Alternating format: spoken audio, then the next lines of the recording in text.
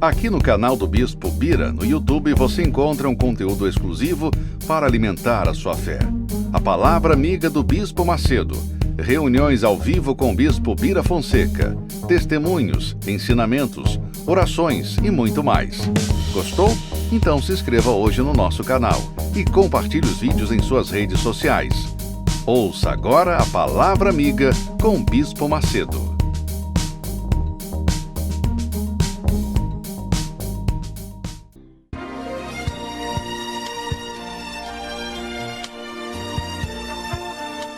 No momento em que a humanidade sofre por tanto desamor, pela fome, pelas guerras, os tóxicos alimentando a violência em nossa cidade, esta emissora traz até você momentos de amor, paz e alegria, através de um programa feito com carinho para o seu coração.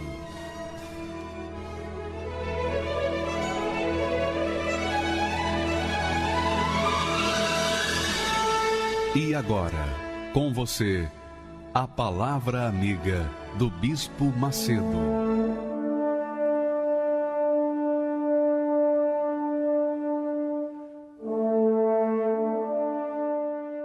Olá, meus amigos, que Deus abençoe a todos que creem em nome do Senhor Jesus. Hoje nós temos um programa todo especial e eu queria chamar a sua atenção para esse testemunho. Porque essa criatura, ela começou bem na fé, ela começou muito bem na fé, ela prosperou, ela estava muito bem, diferente das pessoas que têm chegado até nós, que vêm de rastros. Não, ela estava muito bem, mas por falta de atenção, por falta de obediência à palavra de Deus, por falta de obediência à palavra do homem de Deus, o conselho do homem de Deus, o conselho dos seus pais, ela mesclou, ela mergulhou no mundo da emoção. E quando ela fez isso, ela tomou uma decisão errada. Você sabe, quando a gente vive na fé, a gente vive na certeza. Quando a gente vive na dúvida, a gente vai pelas emoções, pelos sentimentos.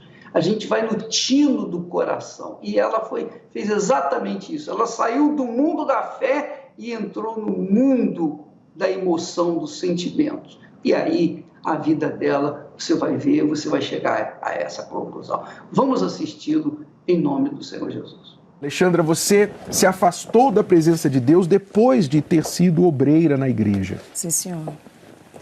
Quanto tempo você foi da igreja, desculpe, antes de se afastar? 11 anos. 11 anos. Então, de que idade até que idade? Dos 9 anos, né, até os 26 anos. Então foi mais, foram uns 15, 16 15, anos. 16 anos, é. E, quer dizer, nesse período, então, você cresceu na igreja, se tornou obreira e depois se afastou. Sim. Por que você saiu da igreja? Por uma desilusão amorosa e por uma escolha errada, né, bispo? Porque nesse período que eu estava dentro da igreja, eu estava envolvida com as coisas de Deus, num todo, né? Então eu cresci participando da escolinha, aos 13 anos eu me batizei, né? E fui vivendo a fé. Uhum. E eu vim para a igreja, nós viemos para a igreja por um motivo de doença. Meu pai vivia muito doente, ele era epilético, então ele dava ataque a qualquer hora, em qualquer lugar. Então foi justamente esse motivo que levou a minha mãe escolher os 6 filhos e levar para a igreja. Uhum. E ali começou, aos 13 anos, eu comecei a me envolver com as coisas de Deus, ao grupo jovem. Depois eu fui levantada a obreira aos 15 anos. E ali eu comecei a ser uma obreira dedicada, né? Tudo que precisava, eu estava sempre posta, sempre à disposição. Não havia o Espírito Santo. por que que eu cheguei a essa certeza, não é essa a conclusão. Porque eu não iria sofrer tudo o que eu sofri. Comecei a deixar de ler a Bíblia, comecei a deixar de jejuar, a de evangelizar. E eu tinha uma amiga muito, né? Toda obreira tem uma amiga ali que está ali, vamos para reunião junto, aquela coisa toda. E essa obreira ia casar. Eu lembro que eu ajudei a preparar todo o casamento dela. E aí, ali arrumando ela falava assim, poxa, amiga, você vai ficar para titia, eu tô indo embora. Que palavrinha. Né? Aquilo, eu senti gelo, mediante a tudo que a gente tinha vivido. Nesse decorrer, a família foi restaurada, o meu pai foi curado, a família estava toda dentro da igreja, irmãs, enfim, fazendo a obra. Mas aquela palavra me gelou. E começou a entrar uma inquietação. Eu parecia um radar dentro da igreja, que eu ficava procurando quem é que ia ser meu marido, né? E aí houve uma transferência, fui para uma igreja. E ali eu conheci, aos 21 para 22 anos, o pai da Vitória, que também era obreiro, né? E eu me compadeci, porque ele dormia no chão, né? Ele morava na igreja, ele não tinha comida. Era aquela coisa assim, não, eu vou pegar para criar. E eu falei, não, é esse que vai ser o meu marido. Eu pensava o seguinte, eu vou cuidar dele, né? E vou dar a ele aquilo que agora eu estou olhando, essa necessidade que ele está tendo. E depois eu vou ver quem ele é. Nossa, quando eu vi ele todo arrumado, que eu fui no shopping, eu escolhi, eu acho que ele falou, meu Deus, eu tirei a sorte grande, não é? E aí no dia seguinte ele estava bem arrumado, aquela coisa. Passou 20 dias, eu falei, ele é o rapaz da minha vida.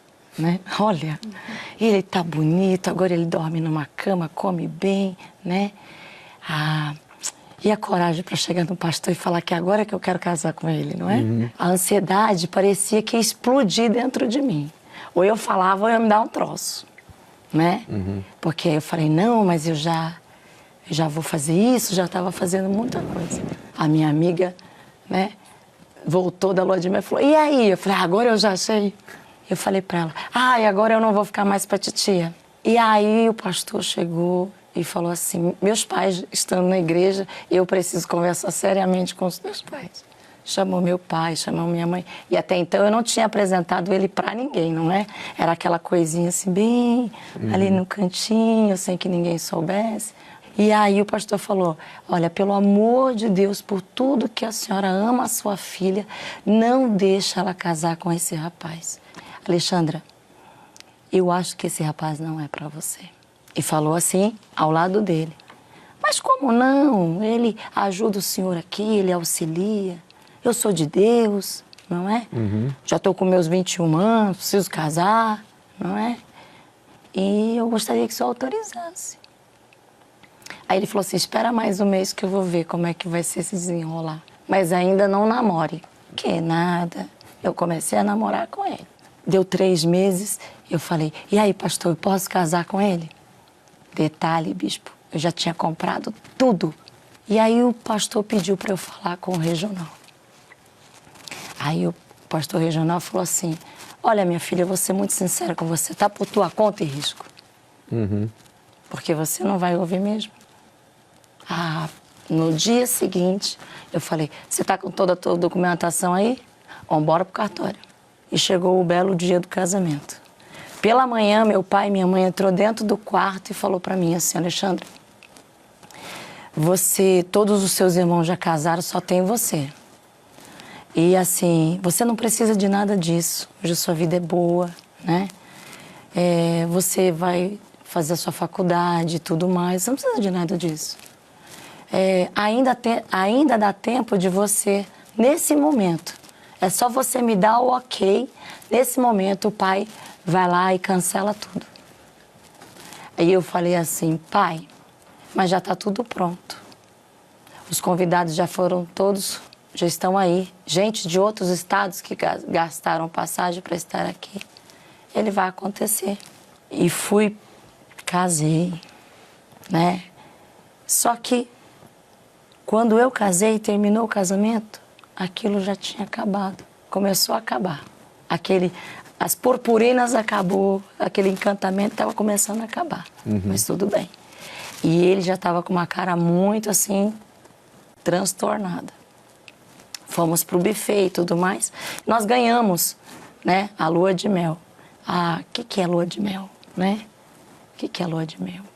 Aí eu falei, olha, nós ganhamos a lua de mel, a chave está aqui e a gente já pode sair, se despedir de todo mundo, a gente pode ir para casa. Não, para praia, né? Curtir os 5 dias. Ele falou, que praia? Nós vamos para casa. Eu falei, mas como assim? E a minha lua de mel? Ele falou, não tem lua de mel, nós vamos para casa. Ai, que bom, então a gente vai para casa, mas amanhã cedo a gente vai para a praia, não é? Ai, que maravilha, separei aquela roupa, aquela coisa toda. Aí eu fui, tal, de vestido. Ah, agora tem que fazer aquela coisa de Cinderela. Vamos tirar o vestido, nem nada. E tirar o vestido? Vai tirar vestido coisa nenhuma. E ali eu levei o maior susto da minha vida. Porque fui tomada à força.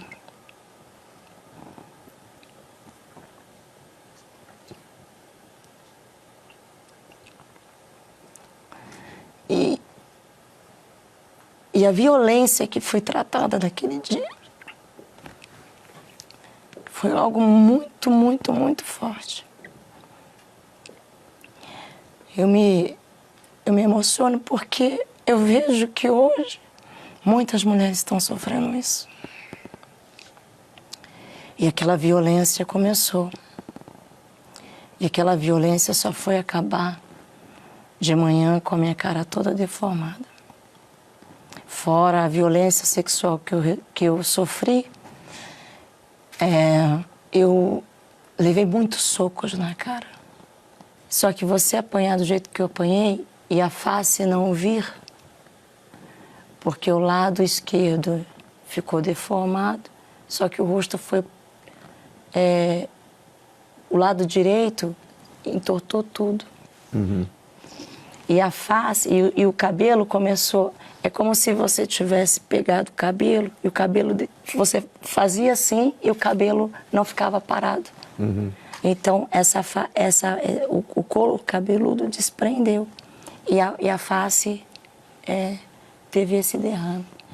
E aí passou um dia, passou 2 dias, os 5 dias que era para estar dentro de uma praia, curtindo o casamento, foi os 5 dias de várias torturas. Ele se mostrou quem de fato ele era. Ele era.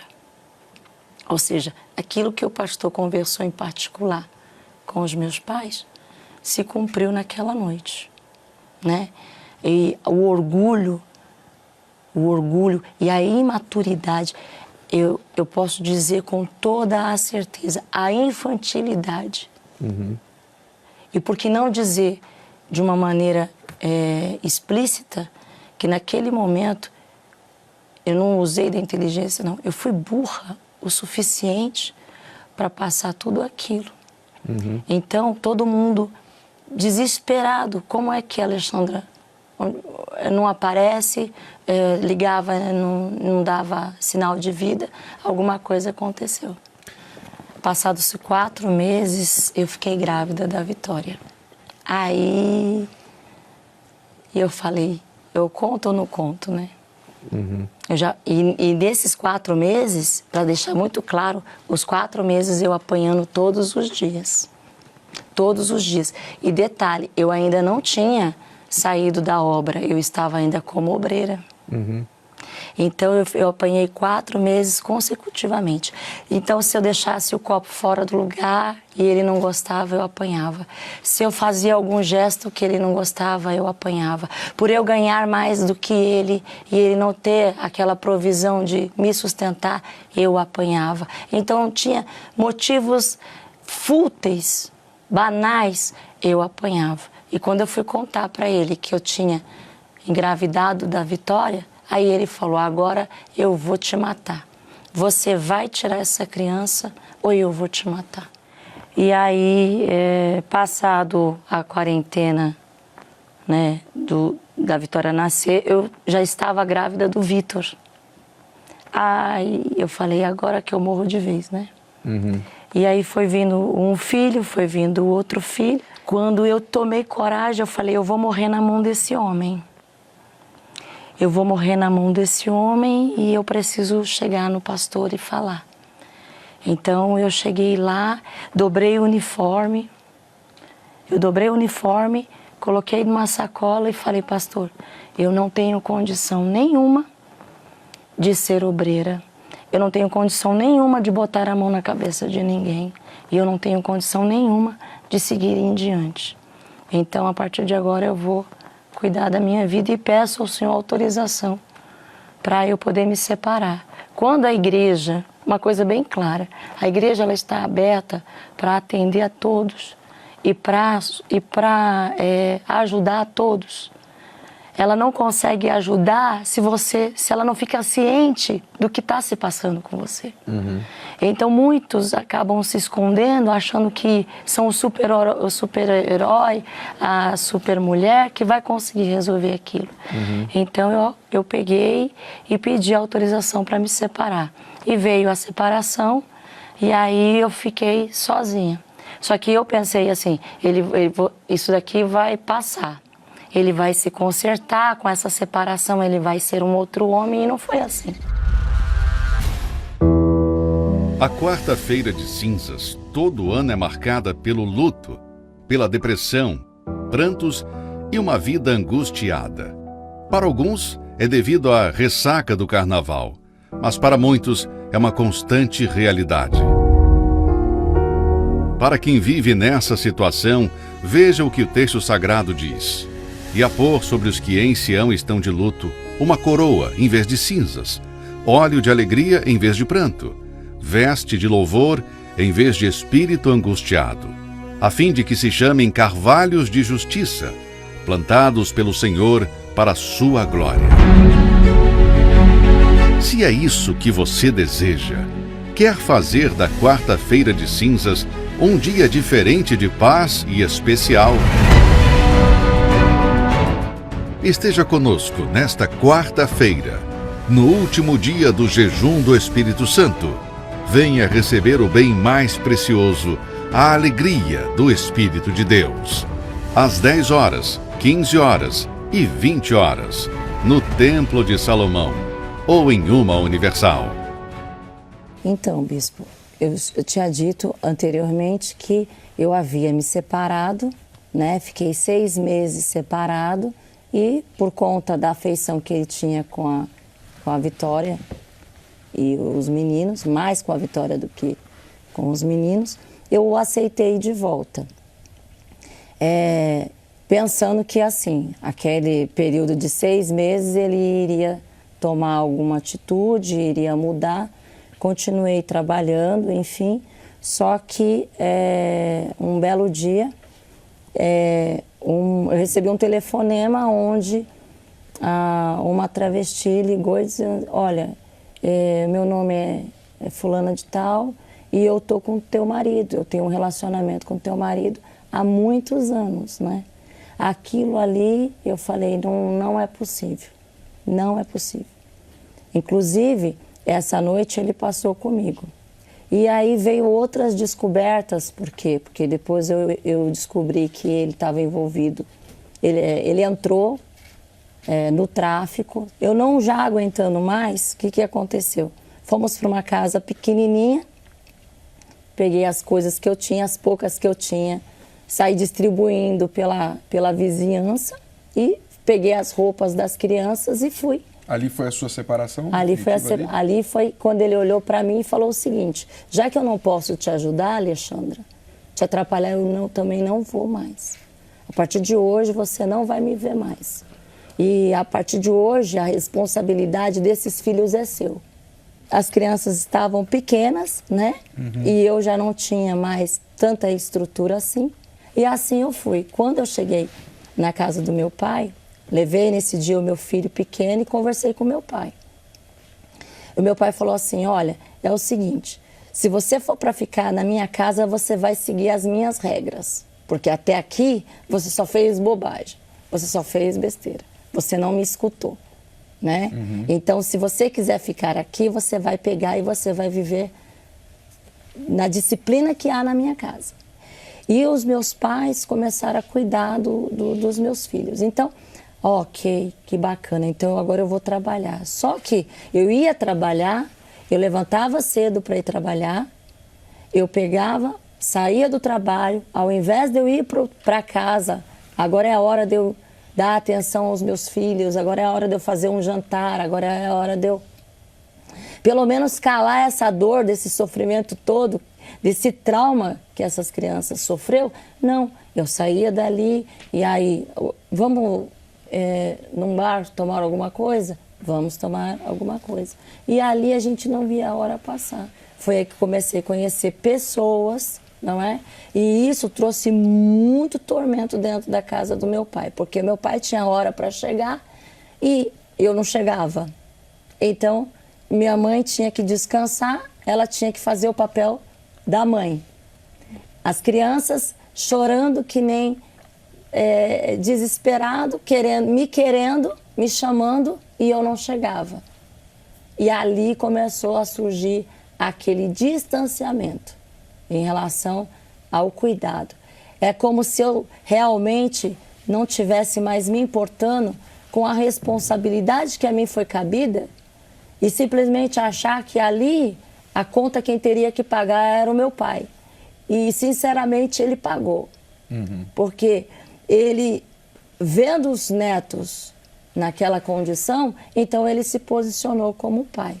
E foi assim por uns 3 anos consecutivos. Eu que nunca fui em motel, hotel, essas coisas, eu comecei a frequentar, eu comecei a ter um relacionamento aqui, um relacionamento ali. O pensamento que me passou é o seguinte, eu vou fazer com esses homens tudo aquilo que eu passei. Então eu comecei a ter um comportamento assim.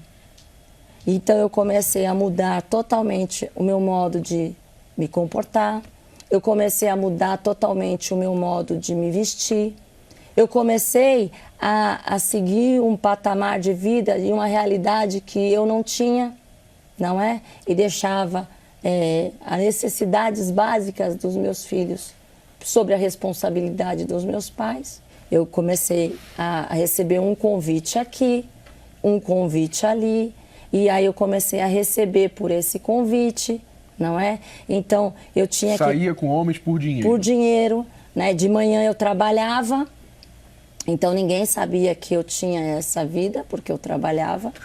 Mas quando chegava o final do período, então eu começava. Então, eu me preocupava com a roupa que eu tinha que vestir. Muitas das vezes, eu recebia a roupa no meu trabalho, que é a roupa que eu tinha que estar usando, o sapato que eu tinha que estar usando, o cabelo que eu tinha que os homens mandavam para você. Que eles mandavam para mim. Para cumprir algum tipo de fantasia. Para cumprir aquelas fantasias. E foi assim por muitos e muitos anos. Quer dizer, você se tornou garota de programa. Sim.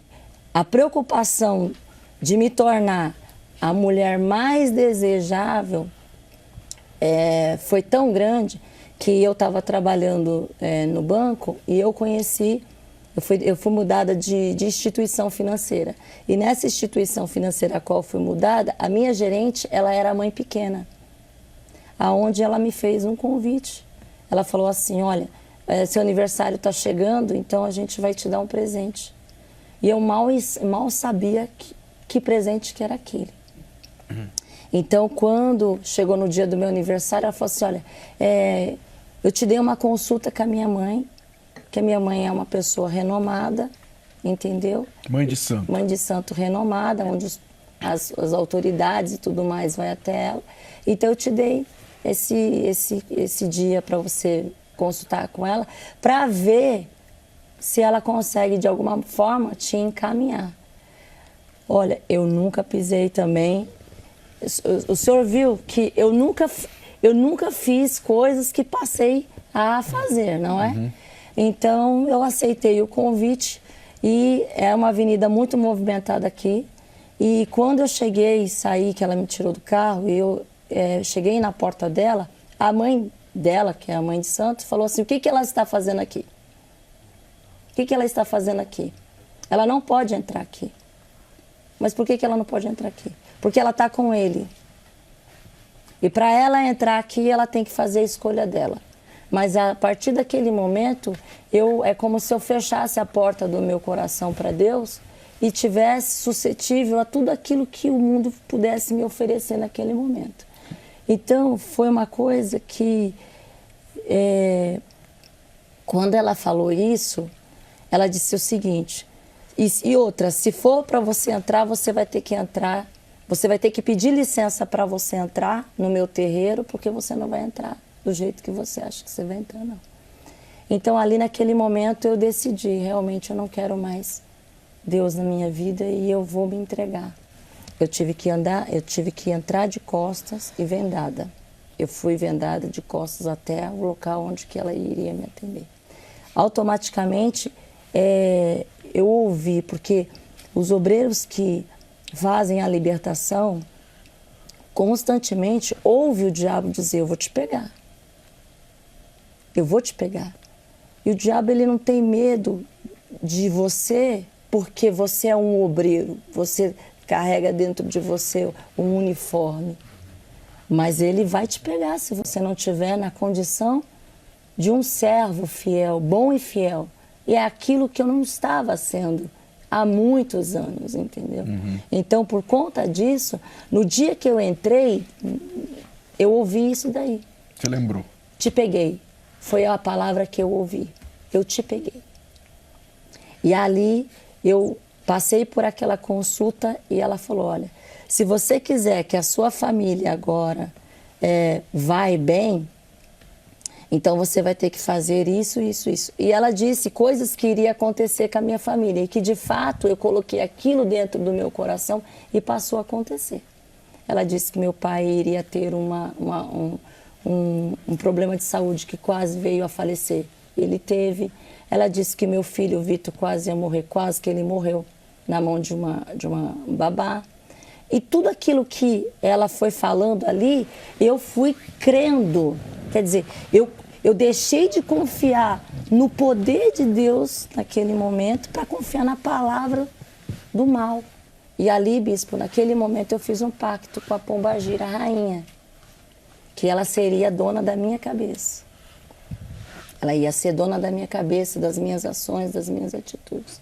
Daquele dia em diante que eu saí dali, eu já não era mais a Alexandra, que sofria porque fez aquelas escolhas.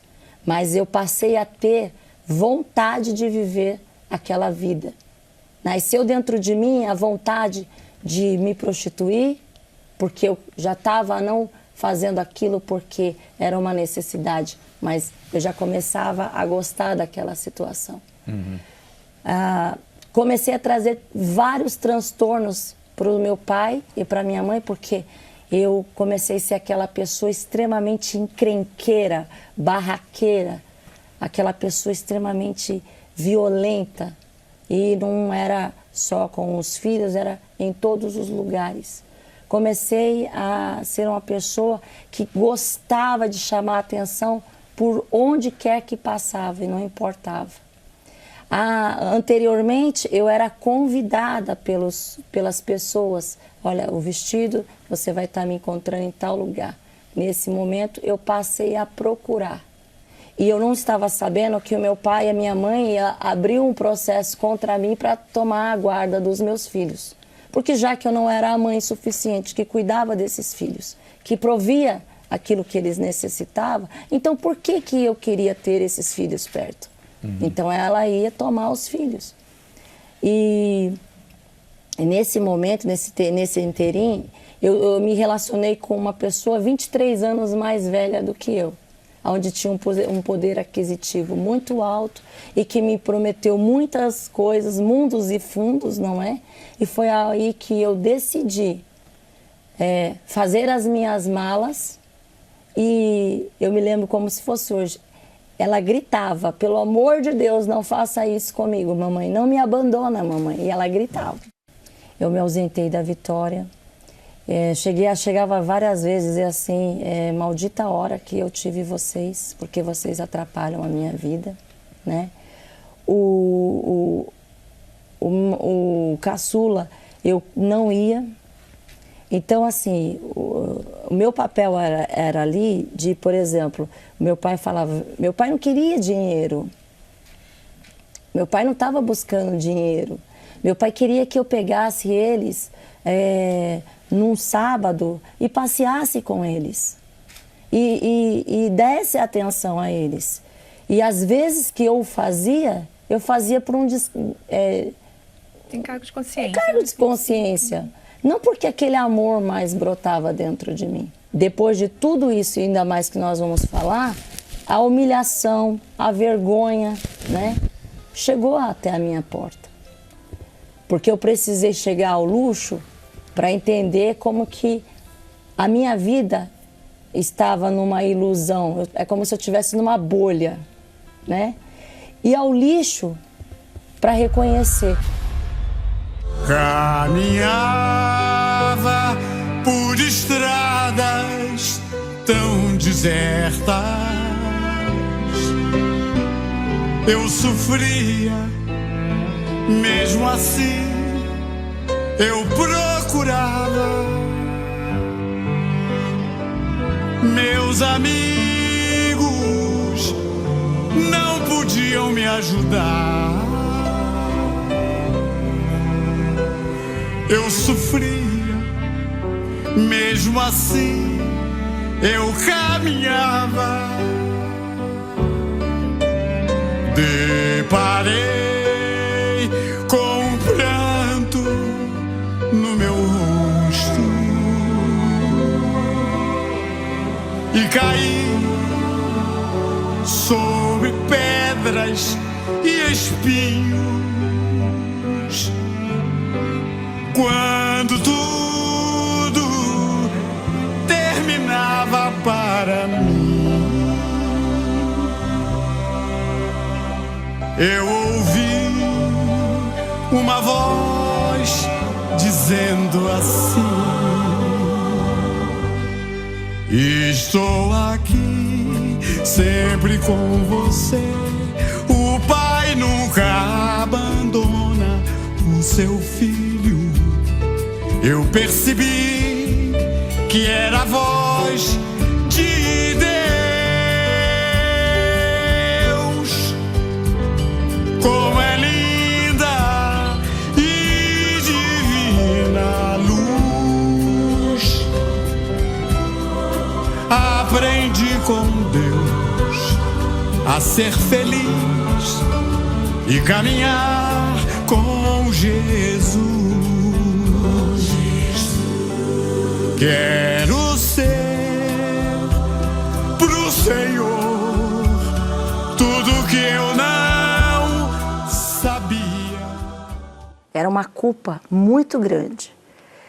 E por eu ter me tornado uma mulher extremamente fria, calculista, agressiva, uma mãe desprezível, vamos dizer o seguinte, eu tentava, de uma certa maneira, poupá-los com algumas coisas de bens materiais, mas o afeto que, na verdade, eles precisavam, eu não dava. Já chegou momentos de finais de ano deles estarem me esperando. Mas eu tinha o meu compromisso com um cliente ali, com um cliente aqui, porque eu, naquele momento, eu estava voltada. O meu coração estava voltado, o meu raciocínio estava voltado para aquilo. E a tal ponto que, se eles chegassem e falassem da igreja, para mim, não falam da igreja para mim, não. Se ela, com toda aquela dedicação, o desejo que ela queria de ter a mãe por perto, o desejo dos irmãos de ter a mãe por perto, até mesmo meu pai e minha mãe, de querer a filha que se foi um dia por perto.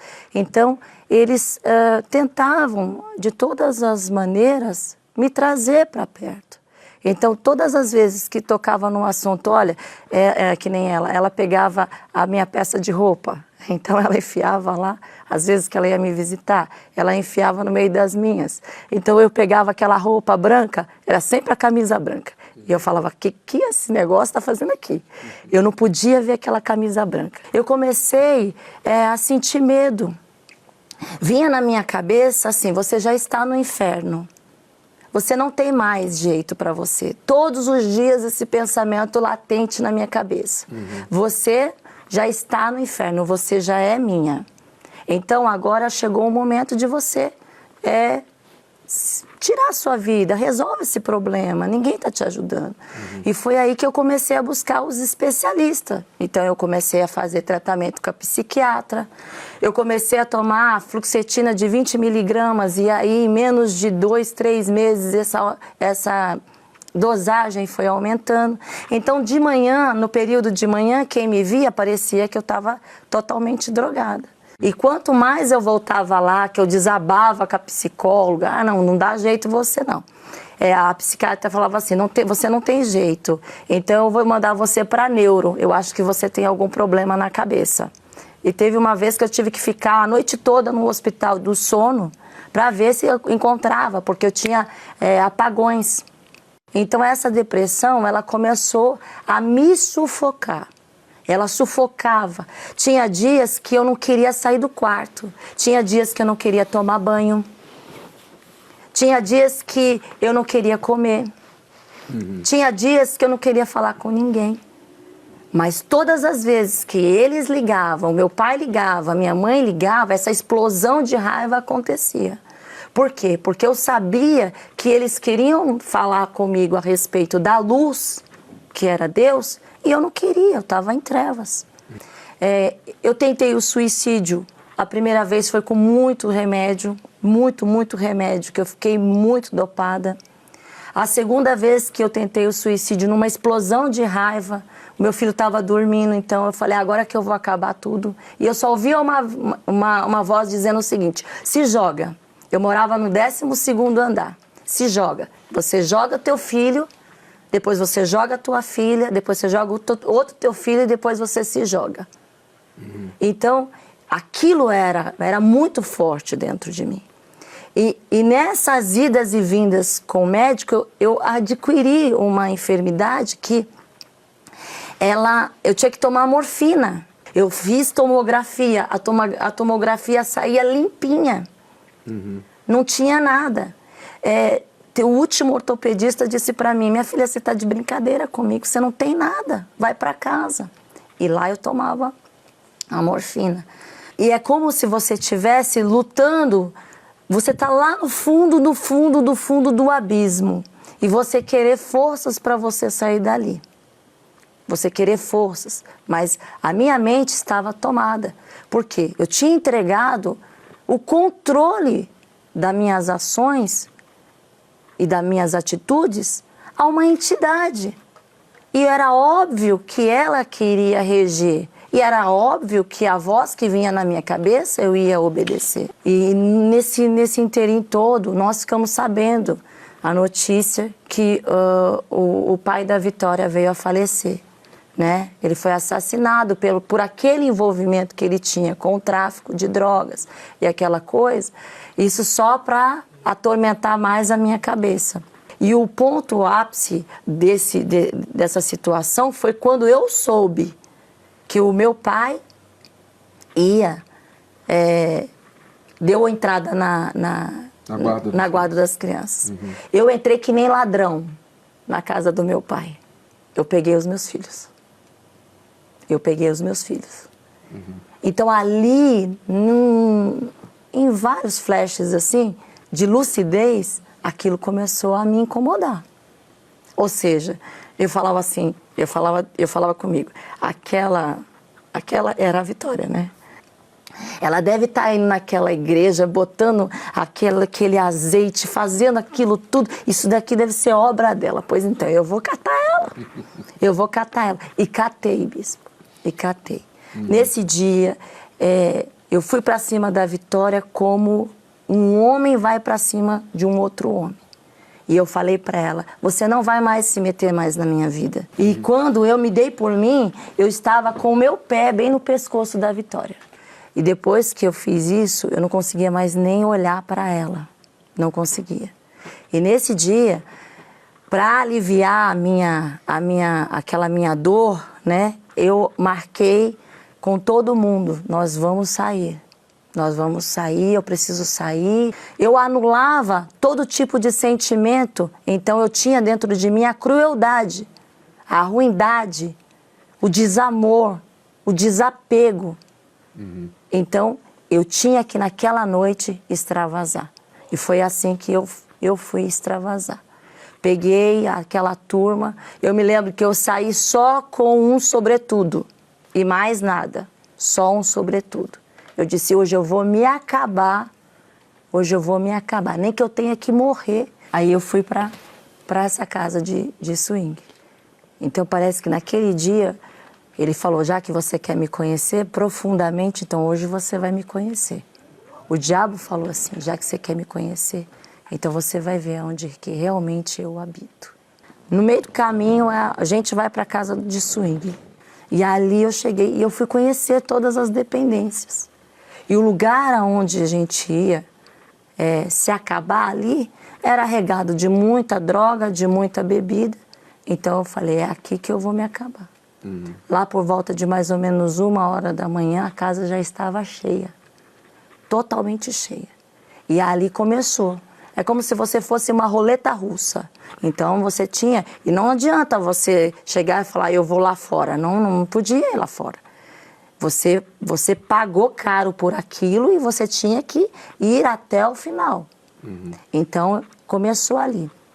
E foi um determinante grupo e nós éramos os próximos.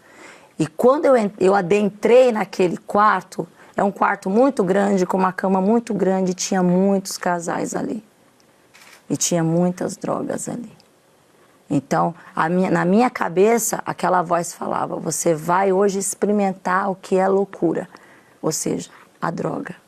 Porque se eu entrasse na droga, aí era fim de carreira. E naquele momento eu só fiz assim, quando eu abri os olhos, eu vi muitos demônios. Muitos demônios. Naquele momento fez um estralo dentro de mim. E eu vi muitos demônios, muitos demônios. E aqueles homens vindo para cima de mim, as mulheres que estavam ali vindo para cima de mim. Afinal de contas, você foi ali para aquilo.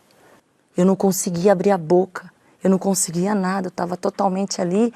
É como se eu tivesse paralisado ali. Eu me paralisei, eu não me movia. Eu não me movia. E ali por dentro foi a primeira vez, depois de tantos anos, que eu pedi ajuda para Deus. E eu falei para Deus, Deus, se você existe, eu quero, por favor, que você me tire daqui. Você não precisa fazer nada para mim. Eu dentro de mim. Mas eu quero que você me tire daqui. E quanto mais eu olhava para os cantos, eu via os demônios. Eu via nitidamente, como eu estou vendo o Senhor aqui agora. E do nada a gente sabe que foi Deus que atendeu meu pedido naquele momento. Ninguém queria ficar ali, Nós tivemos que pagar aquilo, uma quantidade um pouco mais alta do que a gente já tinha pago, já era caro, para poder sair dali. E ali a gente saiu.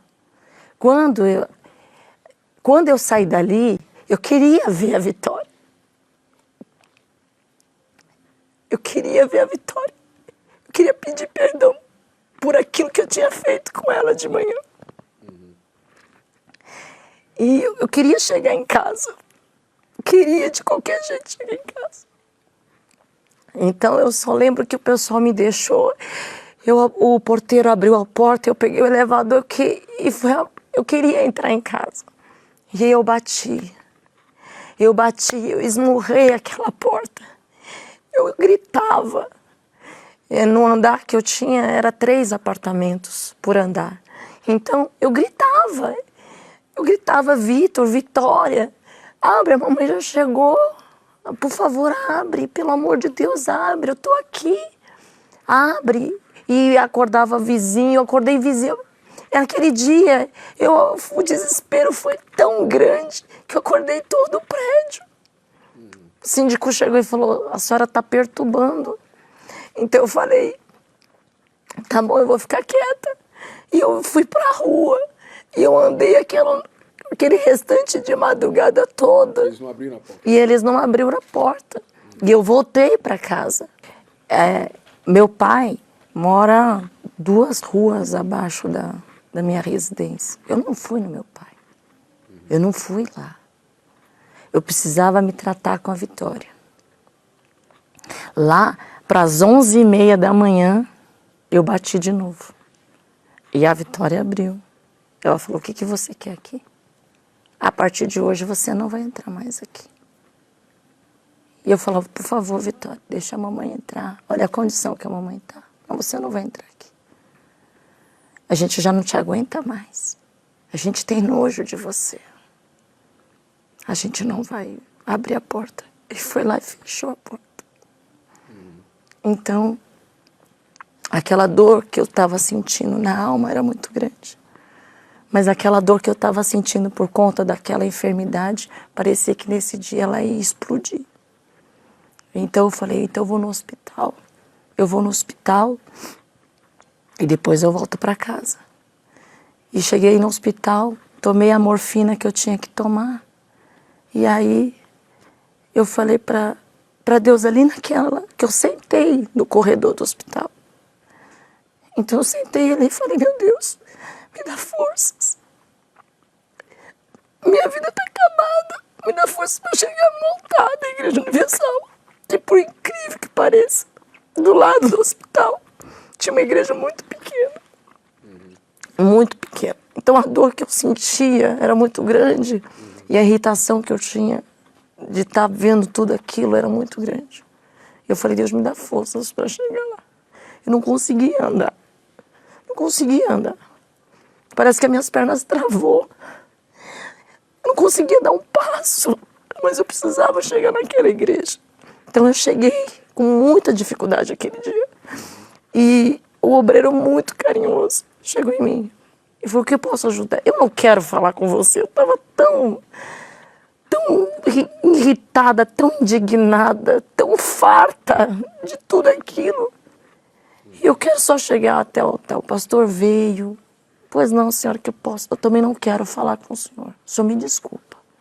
Eu subi naquele altar sem pedir autorização. E ali eu falei para Deus, meu Deus, se você existe, eu quero que você me ajude. Porque a dor que eu estou trazendo dentro de mim é muito grande. Eu estou totalmente podre, eu sou podre tanto na carne como na alma. E eu preciso me acertar contigo, que se eu não me acertar contigo daqui, eu só quero sair para morrer. Foi isso. A oração demorou 3 minutos no máximo. Eu falei para Deus, ela é podre a minha vida, mas se ela te vale alguma coisa, tira essa dor da minha alma, tira a dor do meu coração, tira a dor do meu peito e faça com que a minha filha me aceite de volta. E se o Senhor fizer tudo isso a partir de hoje, eu assumo o compromisso de abandonar tudo, por mais difícil que seja. Eu assumo esse compromisso de te servir, de te seguir todos os dias da minha vida. Quando eu fiz isso, quando eu falei isso, aquela dor saiu. Eu parecia que eu estava flutuando. Eu senti algo que há muitos anos, aos 13 anos, de toda a desgraça da minha vida, eu não estava mais sentindo. Fazia muitos anos que eu não sentia aquilo. Então, eu desci e falei, pastor, eu quero me batizar. Sábado à noite, a igreja não vai fazer batismo. Já quase a igreja para fechar. E ele disse assim, dona Alexandra, a senhora vem amanhã. Eu falei, você não está entendendo, pastor. O senhor não está entendendo. Nem que seja num balde, o senhor vai me batizar. Porque eu prometi para Deus que se Ele tirasse essa tristeza, essa angústia de dentro de mim, eu ia me entregar para Ele. E ali eu fui. E eu fui com toda a violência ali, violência no sentido de entrega. Porque eu tive força, mais força e toda a força para fazer aquilo que era errado. Eu usei toda a minha energia, depositei tudo aquilo que eu tinha como pessoa para fazer aquilo que o mal queria. Então a minha entrega tinha que ser rápida. Eu não podia ali negociar com Deus naquele momento.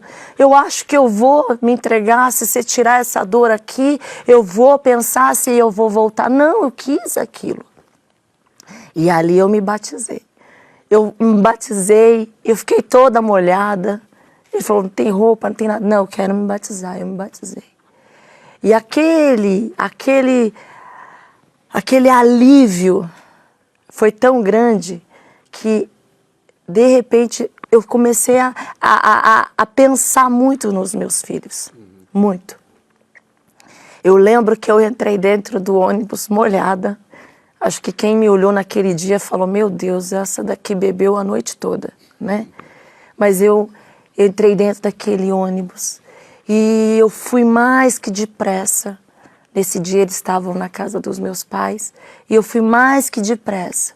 E quando eu abri a porta da casa da minha mãe, foi muito, muito forte. Eu nunca vou me esquecer do que ela disse. Ela falou, agora a minha filha voltou. E ali eu pedi perdão, eu me ajoelhei. Eu chorei copiosamente, muito mais do que eu estou chorando aqui, mas eu chorei de alegria. E eu pedi perdão para o pai, eu pedi perdão para a mãe, eu pedi perdão para os meus filhos.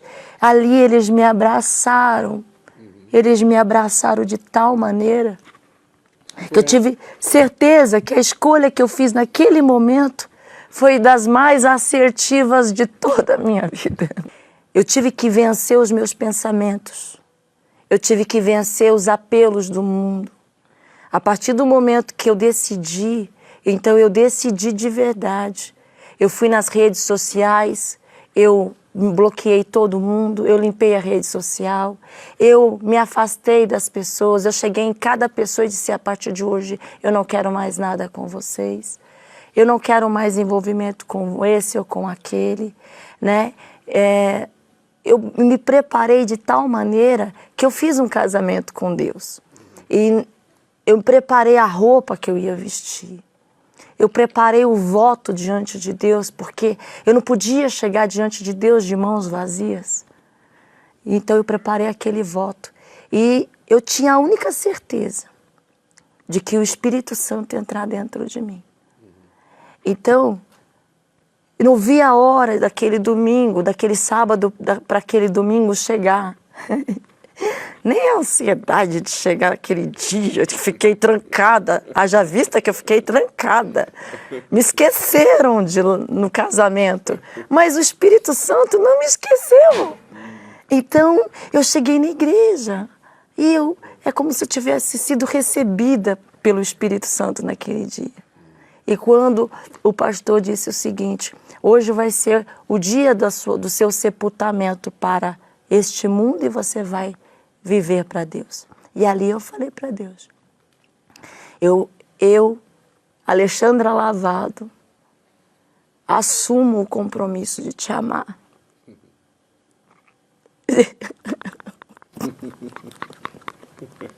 Casou com Jesus, né? Casou com o Espírito Santo. E ele te aceitou. Eu disse, eu assumo o compromisso de te amar. Na alegria e na tristeza.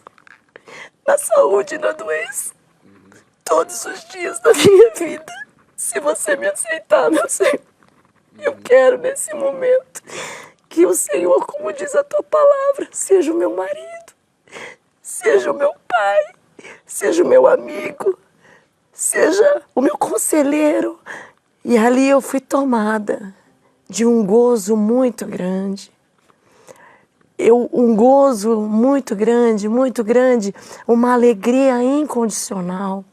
Então, a partir daquele momento, essa aliança, ela permanece até hoje. Essa aliança, ela é constantemente é renovada. Eu renovo essa aliança da hora que eu acordo. Eu não pego o celular pela manhã e fico vendo lá as mensagens. Não, o meu bom dia é para Ele. A minha atenção é para Ele. Eu dobro os meus joelhos, eu chamo Ele de meu amor, eu chamo Ele de meu querido, de minha vida. Tem dias que eu falo assim, nossa, eu te amo tanto, né? Eu me tornei, através dos ensinamentos que eu tive dentro da igreja, eu aprendi a me valorizar como mulher. Eu aprendi a ouvir, porque nós temos 2 olhos, uma boca, 2 ouvidos, mas a gente quer fazer a nossa boca ser maior do que tudo. A misericórdia de Deus foi tão grande na minha vida que hoje eu tenho a consciência que é essa misericórdia que me faz estar em pé. O Espírito Santo é o meu alimento que me faz estar em pé. Ele é o único motivo pela qual eu jamais, em momento algum, vou olhar para trás. Porque eu jamais vou querer experimentar tudo aquilo que eu experimentei um dia, né? Então, isso é que me dá essa certeza. Isso é que me coloca, hoje me faz ser honrado. E digo mais, a misericórdia de Deus, ela é tão grande para aquelas pessoas que pensam que não vai voltar, para aquelas pessoas que acham que nunca elas vão estar, que hoje o Espírito Santo me fez voltar. Hoje eu sirvo de todo o meu coração. E muitas pessoas que estão agora nos vendo, que está passando por isso que a gente está passando, mas por conta desse orgulho, por conta dessa vaidade, por conta de você querer fazer a sua própria vontade, você está sofrendo. Talvez você esteja de uniforme aí, você pode ser um pastor, você pode ser uma obreira, uma esposa de pastor, você está sofrendo, você está apanhando, você está querendo manter a sua pose, você está querendo manter aquilo que te sustenta hoje, que é um uniforme. E enquanto você viver pensando nisso, você vai afundar. Hoje o que me sustenta é o Espírito Santo. Eu queria agora fazer oração por você que está sofrendo. Talvez você esteja na mesma situação que a Alessandra. Talvez você esteja se sentindo um lixo, o próprio lixo. Mas Deus continua sendo o mesmo. O que Ele fez no passado, Ele faz no presente. O que Ele fez na vida da Alessandra, Ele faz na sua vida, faz na vida de todos. Todos. Pode ser católico, espírita, evangélico, muçulmano, judeu, seja lá o que for, não importa a sua religião, ou se você não tem religião, e se você nem crê em Deus, você talvez não crê em Deus, então, tudo bem, do jeito que você está, Ele aceita você de qualquer maneira, desde que você dê um passo na direção dele, Ele vem correndo na sua direção, porque Ele não quer perder a chance de mudar a sua vida. Vamos falar com Ele. Elevo os meus olhos para os montes, de onde me virá o socorro? O meu socorro vem do meu Senhor. Meu Senhor, meu Deus e meu Pai, em o nome do Senhor Jesus, eu te peço por essa criatura que nos assiste neste momento. Eu não sei qual é o problema que ela está enfrentando. Eu não sei que tipo de lixo ela se considera. Mas uma coisa eu sei. Eu sei que o Senhor é o mesmo. O Senhor é Deus Todo-Poderoso. E o Senhor só faz coisas grandes, magníficas, perfeitas. E o Senhor pega a pessoa que está no lixo, no monturo, e o levanta para fazê-lo assentar-se ao lado dos príncipes. É isso que o Senhor fez no passado, faz no presente, fez na vida da Alessandra e faz na vida dessa criatura que me ouve neste momento. Então, seja neste momento o teu poder sobre essa criatura e livra desse inferno que ela tem vivido, meu Pai. Muda a sorte dela, muda essa situação, muda esse jeito dela. Faz com que a tua mão poderosa venha resgatá-la, porque eu te peço, suplico em o nome e para a glória do Senhor Jesus Cristo, e todos os que creem digam amém e graças a Deus. O Senhor é quem quem te guarda é a tua sombra direita. Ele guarda a tua alma, te protege contra o mal. Nós ficamos por aqui, amanhã estaremos de volta. Amanhã é quarta-feira de cinzas, mas para nós vai ser a quarta-feira de alegria, porque é a quarta-feira onde as pessoas vão receber o Espírito Santo. Amanhã nós estaremos aqui, né, através dessa transmissão e desejando sempre para vocês que vocês tenham um ótimo dia e que Deus abençoe abundantemente a todos. Até lá. Ele guarda a tua entrada e a tua saída, desde agora e para sempre.